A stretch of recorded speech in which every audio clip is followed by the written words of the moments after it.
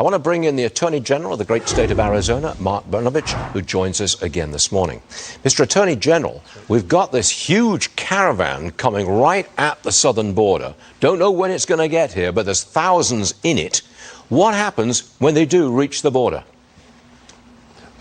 Well, the Biden administration is welcoming them with open arms. In fact, I think the toughest question they're getting asked is whether they want a single bed or a double bed, and the hotels are being put in by the Biden administration. So we are seeing firsthand, Stu, the results of the chaos that the Biden administration has created at our southern border. They have incentivized and decriminalized people coming here. So this is just the beginning of more and more caravans overwhelming our system. Well, can't you do anything about it? Because your state, Arizona, is right on the front lines. I mean, you're being swamped.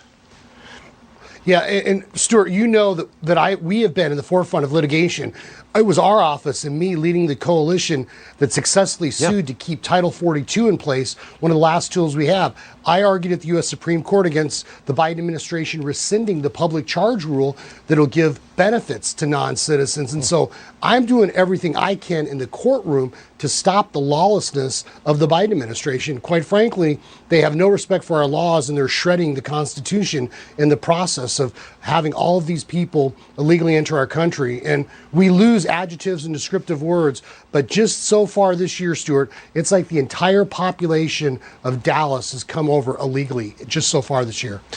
A lot of people think that $5 gas is deliberate, that that's what the president really wants.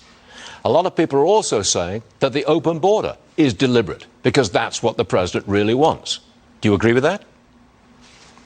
Yes, I think the far left, whoever's talking in Joe Biden's earpiece, is trying to systematically undermine this country and get the people dependent on central authority.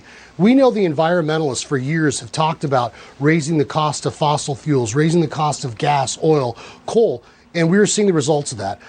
When communism collapsed, communism didn't collapse when the Soviet Union died. All those people just ended up in the environmental movement, and we are seeing the consequences of this now, where people want to control our economic lives, and they want the system to be overwhelmed, and they want millions of people to come here that are completely dependent on the federal government and worship Uncle Joe. Not Uncle Joe Stalin, but Uncle Joe Biden.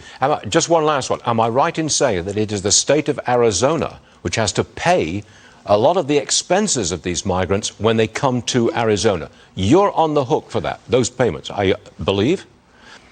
Yeah, I mean, obviously there's a cost to taxpayers, not just here in Arizona, but all taxpayers are paying for this because Joe Biden cares more about Central Americans than American taxpayers. And so whether it's, you see our healthcare systems being overwhelmed, we see NGOs, schools, the impact it's having. And then, of course, whether it's public housing, SNAP benefits, all these other social welfare benefits that American hardworking taxpayers paid into are essentially giving out to people that have broken the law to get here. And that's why I sued President Biden over his rescission of the public charge rule. Okay, we understand. Mark Brnovich, Attorney General of the state of Arizona, thank you very much for being here so frequently to keep us up to speed with what's going on at that border. Thank you, sir. Appreciate it. Thank you, Stu.